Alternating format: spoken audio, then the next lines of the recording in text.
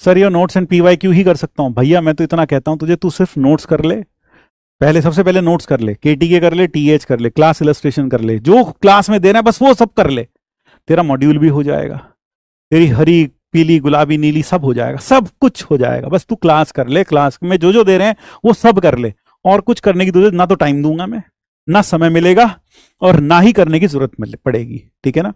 DPP और module को अगर तुम चाहो तो फिर उसको कैसे करो, टाइम बाउंड मैनर में प्रैक्टिस करो, 30 मिनट्स रोज निकालो और रोज अपना टेस्ट लो। तुम सिर्फ अगर होमवर्क ही कर रहे हो ना, अगर तुम होमवर्क ही कर रहे हो तो बहुत है, इतना ही करते चलो, तुम्हारा सिलेक्शन में दिखाऊंगा कैसे हो जाता है, तुम्हें पता भी नहीं चलेगा। हमें एटलीस्ट कितने मार्क्स का टारगेट लेकर चलना चाहिए, एक बच्चा पूछ रहा है। देखो बेटा वैसे तो मैं इसका मतलब मुझे ये समझ में नहीं आता, मैं ऑफलाइन में इतने साल पढ़ा है, वहां किसी बच्चे ने मुझसे, ऑफलाइन में किसी बच्चे ने नहीं पूछा कि कभी भी कि कितने का टारगेट लेके चलना चाहिए। बस जितनी औकात हो उसके हिसाब से चलो, जितनी औकात हो पूरी औकात लगा दो, मैक्सिमम लेकर आओ। मैं तो कहता हूं 300 में से 300 लेकर आओ।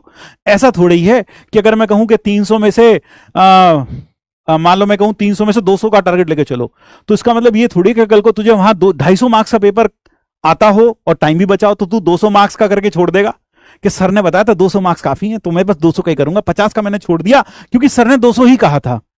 ऑब्वियस सी बात है, हर आदमी उतना करेगा जितना उसको करना ही करना है, जितना वो कर सकता है। ये सवाल अपने आप में बेवकूफी है, पता नहीं क्यों ये ऑनलाइन में बहुत ज्यादा सर्कुलेट करता है, कितने मार्क्स कम से कम चाहिए। भाई जितना तू ला सके, जितना तेरे अंदर दम हो उतना लेके आ। नहीं भाई, भाई मिनिमम कम से कम तो आप अगर जनरल कैटेगरी में हो तो भाई 200 प्लस तो कुछ ना कुछ चाहिए ही चाहिए, है ना।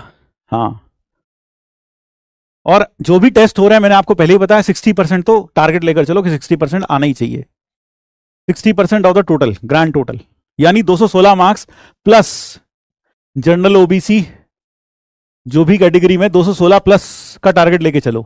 जेई मेंस वाले एग्जाम्स में 216 प्लस का टारगेट लेकर चलो और इसे लास्ट तक अचीव करने की कोशिश करो। और क्या करो, ग्रेजुअल इंप्रूवमेंट करो।